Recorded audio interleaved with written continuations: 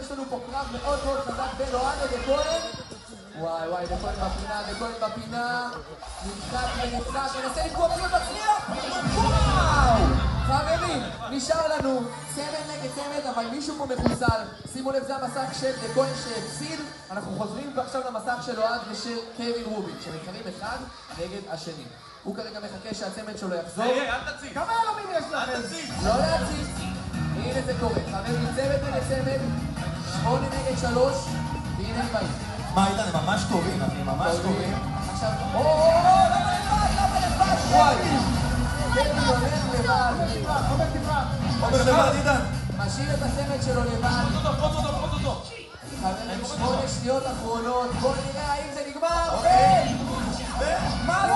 מנצח כפיים! חברים, כפיים למאסטר וואט שלקח את המשחק.